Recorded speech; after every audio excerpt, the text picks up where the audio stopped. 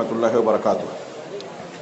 ان الحمد للہ نحمده ونستعینه ونستغفره ونعوذ باللہ من شرور انفسنا ومن سیئات اعمالنا من يهده الله فلا مضل له ومن يضلل فلا هادي له واشهد ان لا اله الا الله وحده لا شريك له واشهد ان محمدا عبده ورسوله. اما بعد اعوذ باللہ من الشیطان الرجیم. بسم اللہ الرحمن الرحیم. یا ایھا الذین آمنوا اتقوا اللہ حق تقاته ولا تموتن الا وانتم مسلمون. یا ایھا الناس اتقوا ربکم الذی خلقکم من نفس واحدہ وخلق منها زوجها وبث منهما رجالا كثيرا ونساء واتقوا الله الذي تساءلون به والارحام ان الله كان عليكم رقيبا.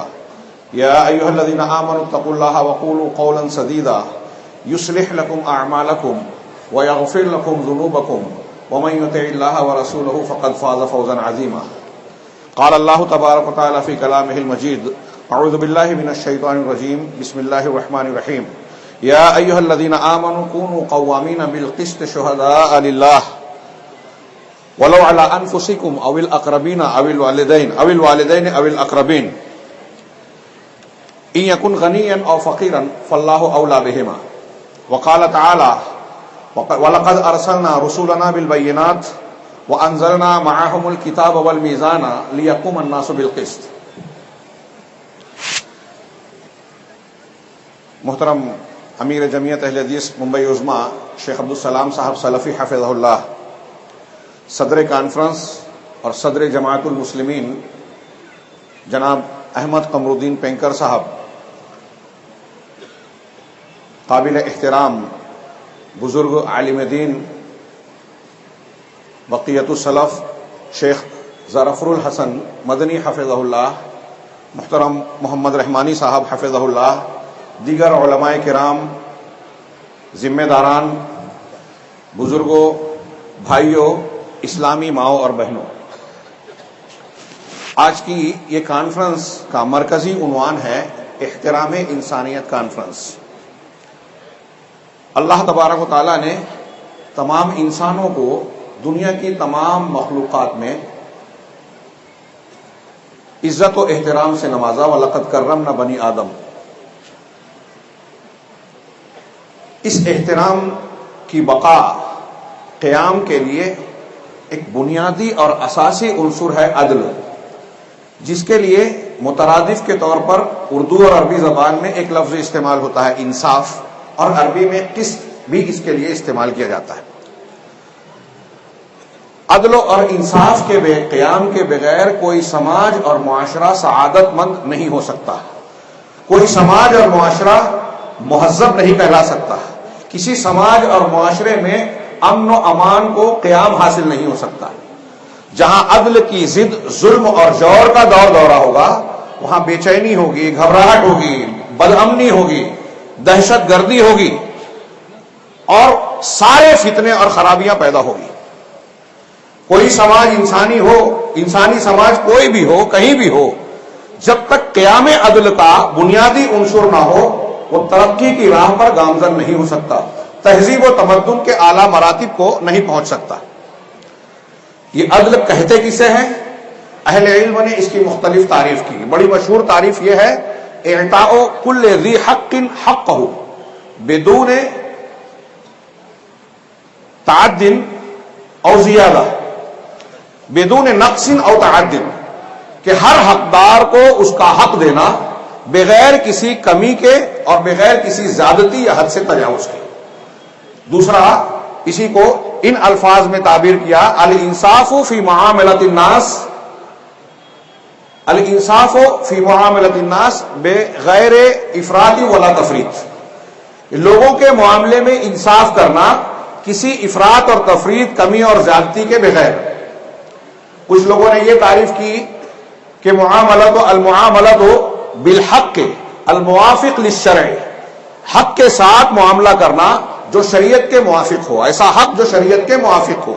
اور آگے کہا وعدم الجور والتعدی فی حقوق الناس بسبب الہوى او نحوہ، کہ لوگوں کے حقوق میں خواہش نفس یا کسی اور بنیاد پر ان کے حقوق کی ادائیگی میں کمی بیشی یا ظلم و زیادتی کرنا، اس سے ظلم و زیادتی نہ کرنا، یہ انصاف ہے، یہ عدل ہے۔ اللہ تبارک و تعالیٰ نے جہاں انسانی سماج کو ہدایت سے نوازا تو اس کے لیے ایک بنیادی تعلیم عطا فرمائی کہ سماج کے ہر پہلو سے، ہر زندگی کے ہر شعبے میں، سیاسی پہلو ہو، سماجی، خاندانی، کوئی بھی اجتماعی معاملہ ہو، اس میں عدل و انصاف سے ضرور کام لیا جائے۔ اسلام میں اس کی بڑی زبردست، بھرپور اور پرزور تعلیم دی ہے۔ اللہ تبارک و تعالیٰ نے ارشاد فرمایا، یا ایھا الذین آمنوا کونوا قوامین بالقسط، اے ایمان والو تم خوب انصاف کو قائم کرنے والے بنو، شہداء للہ، اللہ کے لیے گواہ بنتے ہوئے، اللہ کے لیے گواہی دو تو سچی گواہی دو، انصاف کے قیام کرنے والی، اور اس معاملے میں اتنا مبالغہ کرو، اتنی زیادتی کرو کہ وَلَوْ عَلَىٰ أَنفُسِكُمْ، یہ سچی گواہی اگر اپنے آپ کے خلاف بھی دینی پڑے، اگر کوئی گواہی ایسی ہے جس میں آپ کو محسوس ہوتا ہے کہ آپ کے لیے نقصان دہ ہے، سزا کا باعث بن سکتی ہے، تو اس میں چوکو نہیں، کتراؤ نہیں، اپنے خلاف بھی گواہی دو، اوی الوالدین، یا والدین کے خلاف ہو، والاقربین، اپنے قریبی رشتہ داروں کے خلاف۔ اللہ نے آگے فرمایا ان یکن غنیا او فقیرا فاللہ اولی بہما، جس کے خلاف آپ کی گواہی پڑ رہی ہے، اگر وہ مالدار ہے یا وہ غریب اور محتاج ہے تو اللہ زیادہ حقدار ہے کہ اس کی مالداری کا اور اس کی غریبی کا لحاظ رکھے۔ اس کا یہ حکم ہے کہ تم سچی گواہی دو، مالدار سے ڈر کر یا اس کی رضامندی، اس کی خوشنودی چاہنے کے لیے، یا فقیر پر، محتاج پر ترس کھا کے جھوٹی گواہی مت دو، سچی گواہی دو، انصاف کو قائم کرنے والے بنو۔ آگے اللہ تبارک و تعالیٰ نے کہا فلا تتبعوا الہوی ان تعدلوا، لہذا اللہ کے لیے یہ گواہی دینے والے بنو، دنیاوی مقاصد اور اغراض کے لیے نہیں، تو تم خواہش نفس کی پیروی نہ کرو، دنیا کا کوئی فائدہ ہو، نفس کی خواہشات ہو، انصاف اور علم کے مخالف کوئی گواہی ہو، ایسا نہ کرو کہ تم انصاف سے کترا جاؤ، ظلم کی طرف چلے جاؤ۔ وَإِن تَلْوُوا أَوْ تُعْرِضُوا فَإِنَّ اللَّهَ كَانَ بِمَا تَعْمَلُونَ خَبِيرًا، اگر تم بات کو لپیٹتے ہو، گواہی کو تبدیل کرتے ہو، کچھ لوگ چالاکی کرتے ہیں نا، کہ اگر پتہ چل رہا ہے کہ میرے رشتہ دار یا قریبی اور جو محبوب ہے اس کے خلاف گواہی پڑ رہی ہے تو بات ایسی کرتے ہیں کہ سچی بات سمجھ میں بھی نہ آئے اور بات واضح بھی نہ ہو۔ اس کو اللہ نے کہا کہ اگر تم تبدیل کرتے ہو، زبان کو لپیٹتے ہو، گھما پھرا کر بات کرتے ہو، اور توڑو یا گواہی دینے سے کتراتے ہو، اعراض کرتے ہو، تو یاد رکھو فإن اللہ بما تعملون خبیرا، اللہ تمہارے اعمال سے خوب خبردار ہے، وہ تم کو اس کا بدلہ دے گا۔ یہاں آپ غور کیجئے کہ سچی گواہی اور انصاف کا قیام اگر کرنا مقصود ہے تو اپنے والدین، قریبی رشتہ داروں کے خلاف بھی گواہی دی جائے۔ دوسری آیت میں اللہ تعالیٰ نے ایسا ہی حکم دیتے ہوئے ایک دوسری بات فرمائی کہ یا ایھا الذین آمنوا کونوا قوامین للہ بالقسط، اے ایمان والو تم اللہ تبارک و تعالیٰ کے لیے انصاف کو خوب قائم کرنے والے بنو، اللہ کے لیے اخلاص ہو آپ کے اندر، کسی کا ڈر، کوئی دنیاوی مفاد نہ ہو، کوئی اور غرض نہ ہو، اللہ تعالیٰ کے لیے اخلاص اور خوشنودی مقصود ہو، انصاف کو قائم کرنے والے بنو۔ آگے جو جملہ فرمایا، ایک شاہکار ہے دنیا کے محکمات پر، اداروں پر، جو قانونی ادارے ہیں ان کے در و دیوار پر لکھ دینے والا، اللہ نے فرمایا وَلَا يَجْرِمَنَّكُمْ شَنَآنُ قَوْمٍ عَلَىٰ أَلَّا تَعْدِلُوا اعْدِلُوا هُوَ أَقْرَبُ لِلتَّقْوَىٰ۔ ایک مستشرق مغربی عالم نظمی لوکا کہتا ہے کہ میں نے دنیا میں کسی مذہب اور کسی کتاب میں ایسی بے لاگ انصاف کی جو عصبیت کے خلاف ہو، مساوات اور انصاف کی موافق تعلیم ہو، ایسی بے لاگ تعلیم نہیں دیکھی کہ اللہ تعالیٰ فرما رہا ہے وَلَا يَجْرِمَنَّكُمْ شَنَآنُ قَوْمٍ، کسی قوم کی دشمنی تم کو اس بات پر نہ ابھارے، اللہ تعالیٰ کہ تم انصاف کا دامن چھوڑ دو، ظلم کر بیٹھو، ایسا دشمنی کی بنیاد پر بھی نہ کرو۔ اگر کافر مشرک ہے جن سے دین کی بنیاد پر بغض، عناد اور ناپسندیدگی ہے بھی، تو اللہ تعالیٰ فرما رہا ہے کہ تم کو ان کی مخالفت اس بات پر نہ ابھارے، ان سے نفرت اس بات پر نہ ابھارے کہ انصاف کے خلاف چلے جاؤ، انصاف کا دامن ہاتھ سے چھوڑ دو، اعدلوا، انصاف کرو، وَأَقْرَبُ لِلتَّقْوَىٰ، یہ تقوی کے زیادہ قریب ہے۔ انصاف کی اہمیت کا اندازہ اس بات سے لگائیے، اللہ تبارک و تعالیٰ نے ارشاد فرمایا وَلَقَدْ أَرْسَلْنَا رُسُلَنَا بِالْبَيِّنَاتِ، ہم نے اپنے رسولوں کو واضح دلیلوں اور بینات، معجزات کے ذریعے بھیجا، وہ دلیلیں دے کر بھیجا۔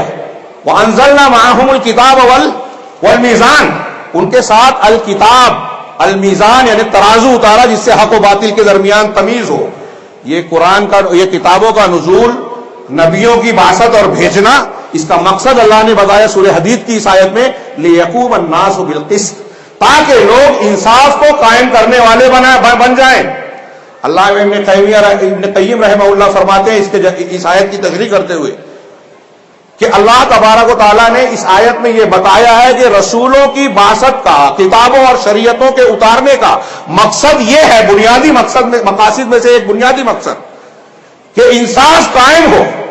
اس لیے کہ انصاف اور عدل ہی ہے جس کی وجہ سے دنیا کا نظام قائم ہے. اگر دنیا کے نظام میں کہیں انصاف میں گڑبڑی ہو جائے تو فساد ہوگا، بگاڑ ہوگا، بدامنی پھیلے گی، زلزلے، طوفان اور مختلف قسم کی خرابیاں رونما ہوگی. یہ آسمان اور یہ زمین ہر چیز اپنی جگہ پر اس لیے قائم ہے کہ ہر ایک کو عدل و انصاف کے ساتھ ان کی جگہ پر، ان کے مقام پر اللہ نے رکھا ہے. آسمان اور زمین کا نظام عدل و انصاف سے قائم ہے. انسانوں کے درمیان بھی امن و چین، سکون اسی وقت قائم ہوگا جب عدل و انصاف کو بحال کیا جائے. لِيَقُومَ النَّاسُ بِالْقِسْطِ. اللہ تبارک و تعالیٰ نے رسولوں کے آنے کے مقاصد میں ایک بنیادی مقصد عدل کا قیام، اور سارے عدل انصاف کی باتوں میں سب سے بڑا عدل توحید ہے، سب سے بڑا ظلم عدل کی ضد شرک ہے. لہذا یہ پہلا حکم ہے کہ توحید کو اختیار کرو، شرک کی مخالفت کرو. انصاف کا حکم دیتے ہوئے اللہ تبارک و تعالیٰ نے ایک جگہ فرمایا وَإِذَا قُلْتُمْ فَعْدِلُوا وَلَوْ كَانَ ذَا قُرْبَىٰ، جب بات کرو، کوئی بات کہو تو انصاف کا سے کام لو، عدل سے کام لو، چاہے قرابت دار ہی کیوں نہ ہو. پھر وہی بات، رشتہ دار کے خلاف بھی بات پڑ رہی ہے، اس کو نقصان محسوس ہو رہا ہے تو اس کا لحاظ کرتے ہوئے عدل اور سچائی کو ہاتھ سے نہ جانے دو. اللہ تبارک و تعالیٰ، علامہ ابن کثیر کہتے ہیں کہ اس آیت میں اللہ تعالیٰ یہ کہہ رہا ہے کہ اپنے افعال کے ساتھ ساتھ اپنے اقوال میں بھی انصاف اور سچائی کو کا دامن تھامے رہو. مسلمان کو یہ حکم ہے کہ ہر کوئی، ہر شخص ہر وقت ہر حالت میں انصاف کرے، کہیں بھی انصاف کسی ظلم کو اختیار نہ کرے، اس لیے کہ الظلم ظلمات یوم القیامہ، ظلم قیامت کے دن اندھیاریاں ہوگی. ظلم کی وجہ سے سارے فساد، بگاڑ اور خرابیاں دنیا اور آخرت کی پیدا ہوتی ہیں. اس کے نصوص اگر اکٹھا کیے جائیں تو بہت لمبی چوڑی بات ہو جائے گی. ظلم کی مذمت اور نقصانات بیان کرنے کے لیے اللہ تبارک و تعالیٰ نے ارشاد فرمایا. اب یہ عدل اور انصاف جو بیان کیا گیا، یہ میں نے عرض کیا کہ امن اور شانتی کے لیے، ترقی کے لیے سماج اور معاشرے کی پہلی اور اولین ضرورت ہے. یہ اگر عدل و انصاف نہیں ہوگا تو امن چین نہیں ہوگا، امن چین نہیں ہوگا تو کوئی معاشرہ ترقی نہیں کرے گا. دنیا کے ہر اس شخص کو جو کسی گھر کا، کسی ادارے کا، کسی محلے کا، کسی شہر بستی یا کسی جمعیت و جماعت کا یا کسی ملک اور قوم کا ذمہ دار ہے، حکمراں ہے، اسے یہ پہلا سبق پڑھنا چاہیے. اس لیے کہ علامہ ابن تیمیہ کی یہ بات یاد رکھنے والی ہے. وہ کہتے ہیں کہ اگر دنیا کا نظام عدل و انصاف سے قائم ہوتا ہے اور حکومتیں، کسی کی حکومت اور حکمرانی عدل و انصاف کی بنیاد پر قائم ہوتی ہے، چاہے وہ کفر اور دوسرے گناہ کے ساتھ اشتراک کرنے والی ہو. ایک حکومت جو ہے عدل و انصاف کرنے والی ہے، لیکن عدل کے ساتھ ساتھ اس کے یہاں کچھ گناہ پائے جاتے ہیں، تب بھی وہ حکومت قائم رہے گی. لیکن ایک حکومت، علامہ ابن تیمیہ کے قول کی تشریح کرتے ہوئے کہہ رہا ہوں، ایک حکومت مسلمان ہے، وہ ظالم ہے، اگرچہ ایمان والی ہے تو وہ حکومت قائم نہیں رہے گی، اللہ تعالیٰ اسے بقا نہیں دے گا. اسی لیے کہا جاتا ہے، انہوں نے کہا کہ اللہ تبارک و تعالیٰ حکومت کو کفر کے ساتھ قائم رکھتا ہے جب وہ انصاف کرنے والی ہوتی ہے. اگر منصف ہو تو کفر کے ساتھ بھی قائم رہتی ہے، اور اگر ظالم ہو تو ایمان اور اسلام کے باوجود قائم نہیں رہتی. اس کی بقا اور قیام کی بنیاد انصاف ہے. اب ایک آدمی اچھا حکمراں اگر ہے، کافر ہے، آخرت میں اس کو کوئی بدلہ ملنے والا نہیں ہے، تو وہ کامیاب حکمراں ہے. اور ایک آدمی اگر انصاف سے کام نہیں لیتا تو اگرچہ وہ مسلمان ہے اور آخرت میں اس کے ایمان و اسلام کی وجہ سے اس کو اجر و ثواب ملنے والا ہے، لیکن اس کی حکومت قائم نہیں رہے گی. یہ تاریخ کا بھی بار بار دہرایا سبق ہے. اللہ تبارک و تعالیٰ نے دنیا کے بڑے بڑے ظالمین کا واقعہ ہمیں بطور نمونہ پیش کیا. فرعون، حامان، قارون، نمرود، ان لوگوں کا انجام کیا ہوا؟ کسی ظالم کو کبھی بقا نہیں ملی. اس کے بالمقابل اللہ کے رسول صلی اللہ علیہ وسلم کو جب یہ تعلیمات ملی تو آپ کی حیات طیبہ سیرت مبارکہ دیکھیے کہ آپ کس قدر شدید انداز میں انصاف کو قائم کرنے والے تھے زندگی کے ہر شعبے میں. آپ دیکھیے کہ شریعت کے جتنے بھی احکامات ہیں اس میں انصاف اور عدل کا لحاظ کیا گیا ہے. کسی جنس کا، رنگ کا، کسی زبان کا، علاقے کا کوئی فرق نہیں ہے. نماز، روزہ، حج، زکوٰۃ، شریعت کے جتنے بھی احکامات ہیں، حدود کا نفاذ اور سزائیں ہیں، وہ تمام لوگوں کے لیے یکساں ہے، مرد اور خواتین ہو، کسی قوم اور علاقے کے بسنے والے لوگ ہوں. اس میں کوئی تمیز نہیں.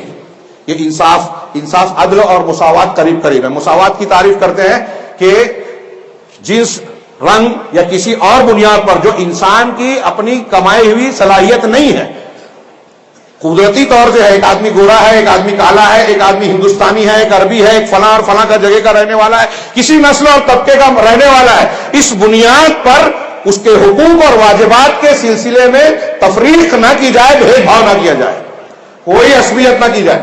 اور عدل اور مساوات ایک دوسرے سے جڑے ہوئے، کبھی کبھی ایک دوسرے کے معنی میں بھی استعمال ہوتے ہیں. اللہ کے نبی صلی اللہ علیہ وسلم نے زندگی کے تمام شعبوں میں عدل و انصاف کی انتہائی زبردست تعلیم دی. میں صرف مثال دوں، وقت بہت محدود ہے، کہ آپ دیکھیں کہ گھر کے اندر اولاد ہے، ایک سے زیادہ اگر اولاد ہے، یہاں اللہ کے نبی صلی اللہ علیہ وسلم قرآن و حدیث کی تعلیم ہے کہ انصاف سے کام لیا جائے.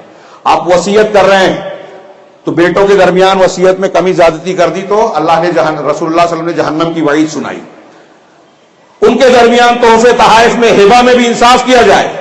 بخاری مسلم کی مختلف الفاظ سے روایت ہے جو آپ نے بارہا علماء کرام سے سنی اور پڑھی ہوگی کہ نعمان بن بشیر نے، حضرت نعمان بن بشیر کے والد بشیر رضی اللہ تعالی عنہ نے ان کو تحفہ دیا اہلیہ کے کہنے پر، اور اس کے بعد جا کے کہا اللہ کے رسول صلی اللہ علیہ وسلم سے کہ میں نے اپنے ایک بیٹے کو غلام ہبہ کیا ہے، ہدیے میں دیا ہے، آپ اس پر گواہ بن جائیں. آپ نے پوچھا کہ کیا دوسرے بیٹوں کو بھی ایسا ہی دیا؟ کہا نہیں.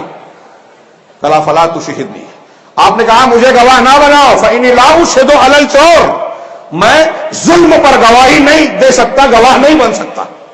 اولاد میں گواہی ہو، ایک سے زیادہ اگر کسی کی بیوی ہے تو نبی کریم صلی اللہ علیہ وسلم کا یہ ارشاد ہمیں رہنمائی کرتا ہے، من کانت لہ امرأتان فمال الی احداہما، جس کی دو بیویاں ہوں اور دونوں میں سے ایک کی طرف وہ مائل ہو جائے، یعنی ایک کے ساتھ اچھا سلوک کرتا ہے دوسرے کے ساتھ بد سلوکی، ایک کے حقوق ادا کرتا ہے دوسرے کے حقوق میں حق تلفی کرتا ہے، تو اللہ کے رسول نے جاء یوم القیامہ وشقہ مائل، سنن ابی داؤد وغیرہ کی صحیح حدیث ہے کہ قیامت کے دن ایسا ہوگا کہ اس کا ایک پہلو جھکا ہوا ہوگا.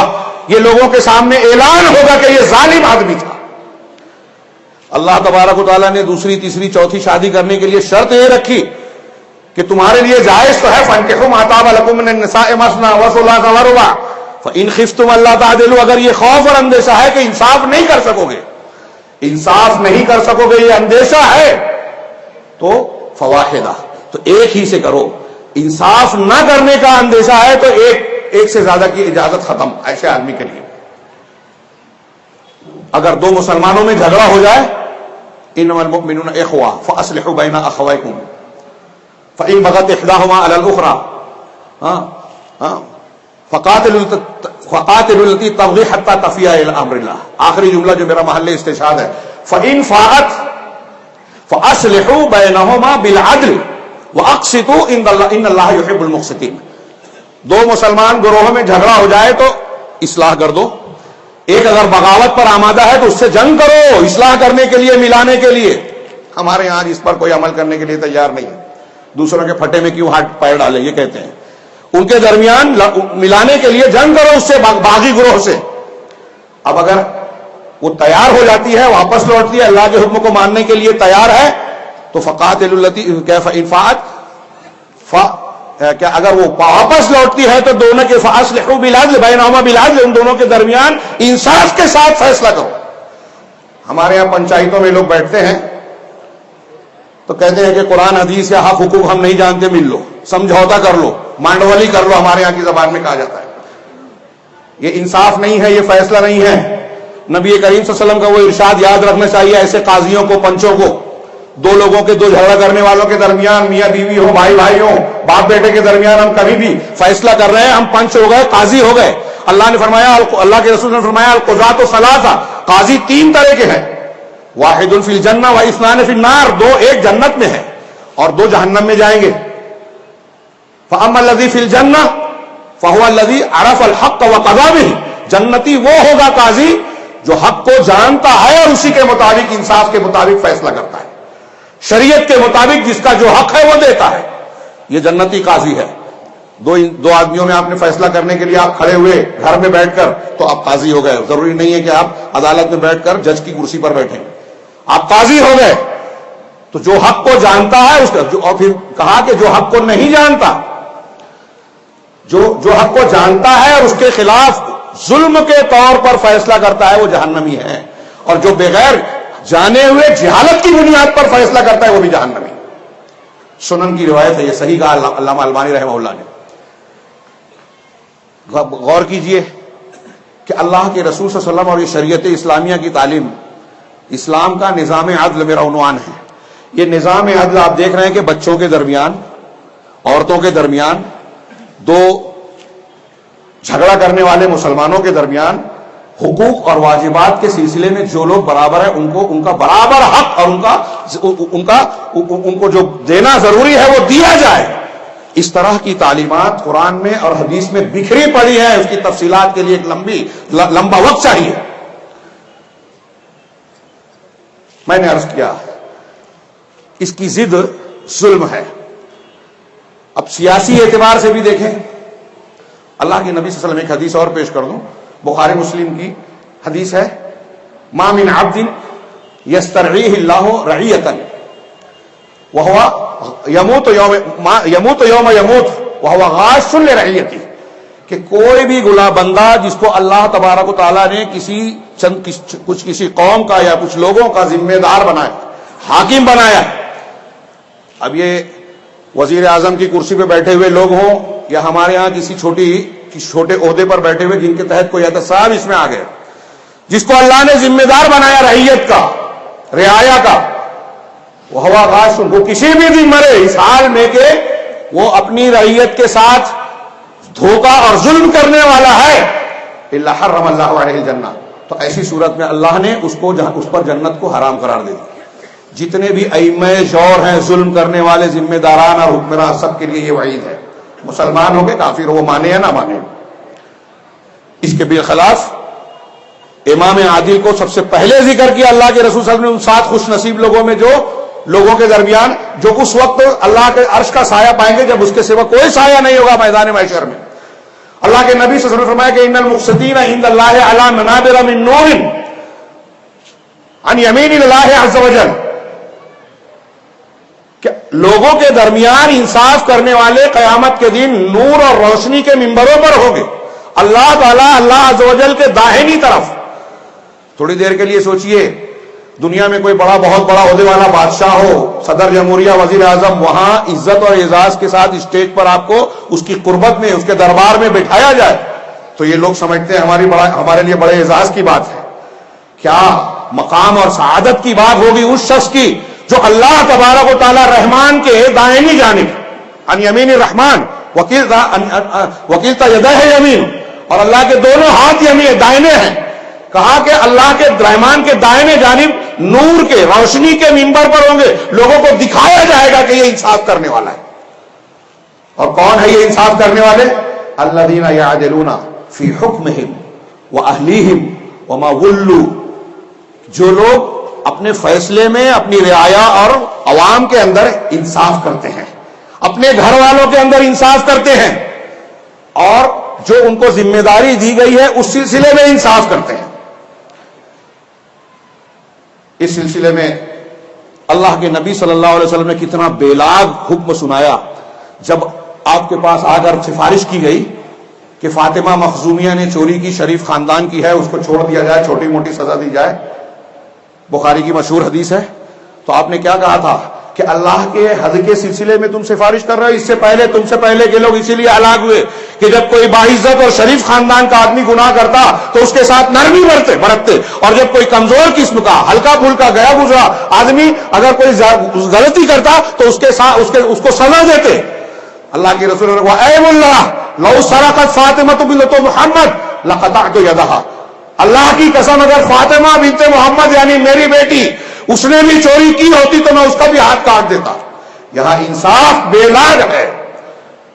اس کے بالمقابل اب آپ تاریخ چھانیے، میرا وقت زیادہ نہیں ہے، کہ اسلام نے عدل و انصاف کی کیسی بے لاگ تعلیم دی ہے. کوئی ملاوٹ، کوئی ایسی بات نہیں جہاں کوئی گنجائش رکھ سکے کہ یہاں ظلم کا راستہ کھلتا ہے. اپنے خلاف، اپنے رشتہ داروں کے خلاف بھی اگر گواہی دینا پڑے دے دو. انصاف کرنا ہے تو مشرکین اور کافرین جن سے تم کو نفرت ہے ان کے خلاف بھی انصاف کرو. ایسی تعلیم دنیا کے کسی مذہب میں موجود نہیں ہے. اور تاریخ آپ دیکھیے، یونانی تاریخ، رومیوں کی تاریخ، ہمارے یہاں یہ جو آج بحث چل رہی ہے NRC کی، CAA کی، میں جو باتیں کچھ کہنا چاہتا تھا اس کاغذ میں جو تقسیم کیا گیا موجود ہے، اس لیے اس میں وقت نہ لیتے ہوئے یہ عرض کروں کہ جو جانکار طبقہ ہے صرف مسلمان نہیں، غیر مسلم اسکالرز اور برہمنیت پر اچھی گہری نظر رکھنے والے، ان کا یہ کہنا ہے کہ اس کے پیچھے صرف مسلمان نشانہ نہیں ہے، بلکہ برہمنزم کا وہ دیرینہ خواب جو منوسمرتی کے قانون کو نافذ کرنے کی شکل میں دیکھ رہے ہیں، جس میں یہ کہا گیا ہے کہ برہمن کو سماج میں برتری حاصل ہوگی، وہ ایک طریقے سے قانون سے بالا تر ہوگا. جیسا کہ ماضی میں تھا کہ برہمن کو سارے حقوق حاصل ہے، اگر وہ 3 طبقوں کو، ویشیہ، چھتری، شودر کو قتل بھی کر دے تو اسے سزا نہیں دے سکتا حاکم. زیادہ سے زیادہ جلا وطن کرے گا اور کوئی مال ضبط نہیں کرے گا. وہ کسی بھی عورت سے شادی کر سکتا ہے، 3 طبقات کی بیوی کو پردیلا آ گیا تو شادی کر سکتا ہے.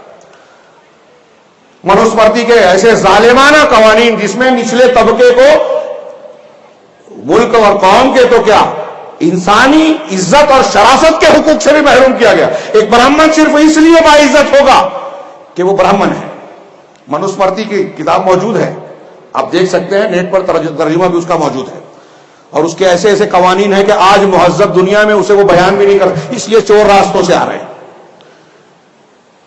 کہ 1% دراندازوں کے نام پر پورے 99% کو کہہ رہے ہیں کہ آپ ہندوستانی ہونا ثابت کرو. نہیں ثابت کر پائے تو جو کمزور ہے، ابھی لوگوں نے لکھا کہ وہ ملک جہاں سیلاب آیا کیرلا میں تو گورنمنٹ ریکارڈز، بینک کے ریکارڈ جو محفوظ نہیں رہے، تو عام آدمی کی کیا بے ساتھ ہے کہ وہ اپنے ریکارڈ اور کاغذات کو محفوظ رکھے گا اور اپنا شہری ہونا ثابت کرے گا. پھر قبائلی اور دوسرے ایسے کئی کمزور لوگ جن کے گھر نہیں ہیں، جو خانہ بدوش ہیں، جو جنگلوں اور مختلف علاقوں میں بود و باش اختیار کرتے ہیں، ان کے پاس کاغذات کی شکل میں کہاں سے چیزیں موجود رہیں گی؟ تو یہ منوسمرتی کا قانون اونچ نیچ اور بھید بھاؤ پر مشتمل ہے.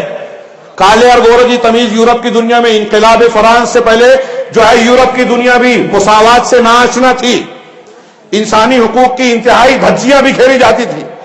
تلمود یہود کی جو مذہبی کتاب ہے جس کو توریت کی شرح کہتے ہیں، اسے پڑھیے تو منوسمرتی کی طرح وہ بھی نہیں. وہ کہتی ہے کہ اصل انسان یہودی ہیں، باقی سب جانور ہیں. باقی جو انسان دکھائی دیتے ہیں وہ یہودیوں کی خدمت کے لیے انسان کی شکل میں بنائے گئے ہیں.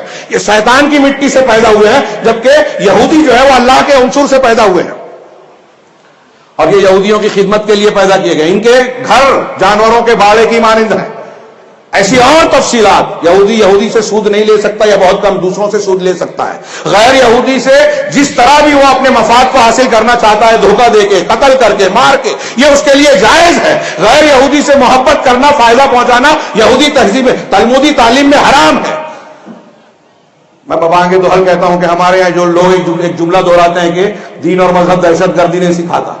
یہ بھید بھاؤ سکھانے والے مذاہب، تلمودی اور منوسمرتی کے قوانین، یہ بھید بھاؤ، یہ جو ہے دہشت گردی کی تعلیم دے رہے ہیں کہ اپنے علاوہ دوسروں کے ساتھ غیر انسانی سلوک کیا جائے، مار دیا جائے، ان سے جو چیز ہے ان کے ہاتھوں میں چھین لیا جائے. ایسا ہی قانون یہ نافذ کیا جا رہا ہے NRC CAA اور پھر مردم شماری کے نام پر ہمارے ہندوستان میں. ہمارا ملک جمہوری اور سیکولر کہلاتا ہے. یہاں بنیادی طور سے قانون اور آئین کے کانسٹیٹیوشن میں ہمارے یہاں سب کو برابر کے حقوق دیے گئے ہیں. یہ جو اسلام کی تعلیم 1400 سال پہلے تھی کہ سارے انسانوں میں انسان ہونے کی حیثیت سے سب آدم کی اولاد ہے، تمہارا رب ایک ہے، تمہارا باپ ایک ہے. کسی عربی کو کسی اجمی پر، کسی اجمی کو کسی عربی پر، کسی گورے کو کالے پر، کالے کو گورے پر کوئی فضیلت حاصل نہیں ہے سوائے تقوی کے. نبی کریم صلی اللہ علیہ وسلم کا 1400 سال پہلے کہا ہوا یہ فرمان، یہ دوسری شکلوں میں حقوق انسانی کے چارٹر نے آج 1300-1400 سال کے بعد اختیار کیا۔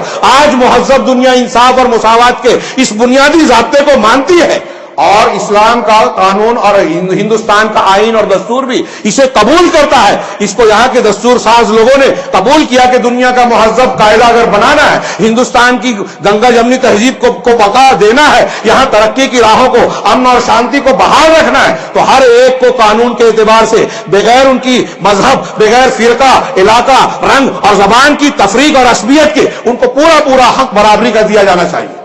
لیکن آج دیکھ رہے ہیں کہ ہم کیا ہو رہا ہے، ایک طرف وہ ہم کو آشواسن دیتے ہیں کہ نہیں اس سے ڈرنے کی ضرورت نہیں ہے۔ ابھی کیا ہو رہا ہے، کل کی خبر آئی کہ یونیورسٹی میں جن طلبہ پر حملہ کیا گیا، جو مظلوم ہیں انہی پر کیس پولیس نے درج کیا۔ یو پی میں یہی ہوتا رہا ہے، ماب لنچنگ میں یہی ہوتا رہا۔ ہم کو بابری مسجد قضیے کے سلسلے میں مینیج کیا گیا، ہم نے اعتماد کیا کہ کورٹ انصاف سے کام لے گی، ایسا نہیں ہوا۔ اس کے بعد یا کے بعد دیگرے، اس سے پہلے پرسنل لا کے سلسلے میں مداخلت کی کوشش کی گئی، قانون بنا دیا گیا طلاق ثلاثہ کے سلسلے میں۔ اب یہ NRC اور CAA NPR کی شکل میں مسلمانوں پر ایک اور تلوار لٹکائی جا رہی، اور یہ مسلمان ہی مراد ہے۔ اس کا ثبوت یہ ہے جو ہمارے کاغذ میں دیا ہوا ہے کہ آسام میں جب آخری مردم شماری یا تحقیق کے بعد شمار بندی کی گئی تو معلوم ہوا کہ 19 لاکھ لوگ NRC سے باہر ہیں۔ ان 19 لاکھ میں 5 لاکھ مسلمان اور 14 لاکھ غیر مسلم تھے۔ اب جب بھگدڑ مچی، ہنگامہ ہوا کہ یہ غیر مسلم، تو ایک CAA لایا گیا اور اس میں یہ کھلی ظالمانہ شق ڈالی گئی، جس میں مسلمان کے علاوہ دوسرے مذاہب کے لوگوں کو آگے اگر یہ لوگ باہر کے ملکوں سے آتے ہیں تو ان کو شہریت دے دی جائے گی۔ یہ ان کو چپ کرانے کے لیے، لیکن ان میں جانکار لوگوں کو یہ بات معلوم ہے اور یہ کہہ رہے ہیں، سمجھا رہے ہیں، غیر مسلم بھائیوں کو سمجھانے کی ضرورت ہے کہ اگر بالفرض ان کو سال بھر کے بعد شہریت مل بھی گئی تو وہ 2 نمبر کے شہری ہوں گے۔ ہندوستان میں ملنے والی آئینی بہت ساری ان کو سہولیات اور مراعات سے محروم کر دیا جائے گا۔ یہ وہی منوسمرتی کے خفیہ ایجنڈا یہاں کام کر رہا ہے۔ یہ ظاہر سی بات ہے کہ یہ قانون سراسر ظالمانہ ہے، غیر انسانی، غیر اسلامی۔ مہذب سماج اور کوئی دنیا کا کوئی مہذب اور انصاف والا مزاج اسے قبول ہی نہیں کر سکتا۔ لہذا اس احترام انسانیت اسٹیج سے، کانفرنس کی اسٹیج سے ہم یہ اعلان کرتے ہیں، حکومت ہند سے پرزور اپیل اور شدت کے ساتھ یہ مطالبہ کرتے ہیں جو ہمارا حق ہے کہ اس کا ظالمانہ قانون کو واپس لیا جائے، یا مسلم اور غیر مسلم کے درمیان تفریق جو اس قانون میں کی گئی ہے، اس تفریق کا خاتمہ کیا جائے کہ یہ مساوات اور عدل و انصاف کے خلاف ہے۔ اور یہ تنبیہ کرنا چاہتے ہیں کہ اگر کوئی حکومت اور اقتدار پر بیٹھا ہوا ہے مرکزی حکومت کے لوگ تو وہ اس نشے میں چور نہ ہو جائیں۔ یہاں تو الیکشن آتے ہیں، آج آپ نے مشین کو اور آفیسرز کو سیٹ کر کے اپنی حکومت اگرچہ قائم کر لی ہو، لیکن آپ کی حکومت کو بقا نہیں ہے۔ وہ فرعون جس کو الیکشن کا بھی دھڑکا نہیں تھا، جو اپنے آپ کو رب اعلیٰ کہتا تھا، قدرت نے اسے کس طرح سے عبرتناک انجام سے دوچار کیا۔ آج بھی مصر میں وہ دنیا کے لیے سامان عبرت بنا، وہ اس کی لاش موجود ہے۔ ہم ان کو تنبیہ کرنا چاہتے ہیں کہ ایسے ظلم سے باز آ جائیں، لیکن اس سے پہلے میں یہ عرض کرنا چاہتا ہوں اپنی بات کو ختم کرنے سے پہلے کہ ظلم کی مذمت میں قرآن و حدیث کے بہت سے نصوص بعض میں نے درج کیے تھے کہ پیش کروں گا، لیکن موقع نہیں ہے۔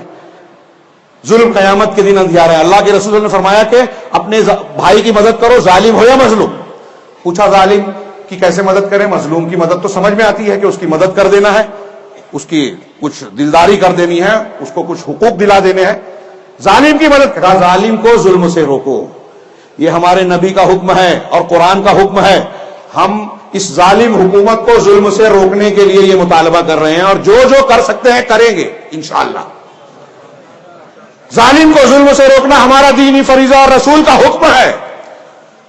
کروڑ لوگوں پر ظلم ہوگا اور ہم خاموش رہیں، یہ ہماری ذمہ داری نہیں، یہ ہمارے ذمہ داری سے جی چرانا ہوگا۔ اور میں یہ عرض کرنا چاہتا ہوں کہ اس ظلم سے جب ہم روک رہے ہیں تو اللہ تعالیٰ کا ایک قاعدہ ہم مسلمانوں کو ہر وقت یاد رکھنا چاہیے کہ اگر ہم چاہتے ہیں کہ ہم پر ظلم نہ ہو تو ہمیں چاہیے کہ ہم کسی پر ظلم نہ کریں۔ اللہ تبارک و تعالیٰ نے قرآن میں ارشاد فرمایا وَكَذَلِكَ نُوَلِّي بَعْضَ الظَّالِمِينَ بَعْضًا بِمَا كَانُوا يَكْسِبُونَ، کہ ہم اسی طرح بعض ظالموں پر مسلط کرتے ہیں ان کی کمائی یا ان کے کرتوتوں کے بدلے میں.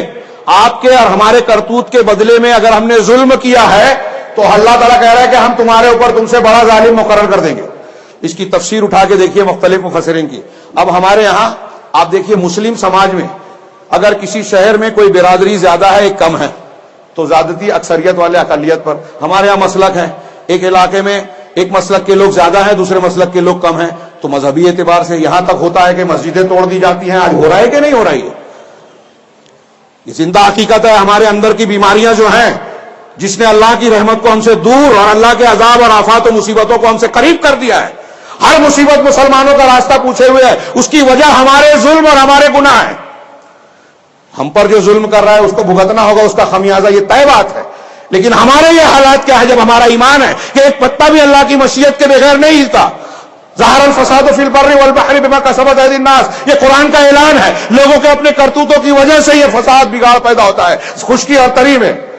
تو ہمارے اگر بے عزتی ہو رہی ہے، جان مال عزت و آبرو پر حملے ہو رہے ہیں، سازشیں ہو رہی ہیں، ہمارے خلاف قانون بن رہا ہے، حکومت یہ طے کر رہی ہے کہ ہم کو کیا کھانا ہے کیا نہیں کھانا ہے، یہ قانون بنایا جا رہا ہے. ماب لنچنگ میں ہمارے نوجوانوں کو مارا ٹھوکا جاتا ہے، پھر ان کے خلاف کیس درج ہوتا ہے. کوئی انصاف کی دہائی دینے والا کھڑا نہیں ہوتا. مسلمانوں کو مارنے والا ترقی پاتا ہے. یہ سب کچھ ہم دیکھ رہے ہیں، جان رہے ہیں، لیکن ریکارڈ ہمارے خلاف بنتا ہے، الزامات مسلمانوں پر عائد ہوتے ہیں. یہ سب کچھ ایسا ہی ہو رہا ہے. یہاں ضرورت ہے کہ ہم اپنا محاسبہ کریں. اللہ تعالیٰ کی صرف یہ ایک آیت کی بہت سی لمبی باتیں آپ علماء کرام سے سنتے رہتے ہیں اور جانتے بھی ہیں. اب باپ اپنے بیٹے پر ظلم کر رہا ہے، شوہر اپنی بیوی پر اگر ظلم کر رہا ہے، ساس بہو پر، بہو ساس پر، مالک اپنے نوکر پر، مسجد کے ذمہ داران امام اور مؤذن پر، ادارے کے ذمہ داران علماء کرام اساتذہ اور طلبہ پر، جو جس کے ماتحت ہے، اپنے سے کمزور اور نیچے کے لوگوں پر اگر ظلم کر رہا ہے تو اوپر اللہ تبارک و تعالیٰ ظالم کو مقرر ضرور کرے گا.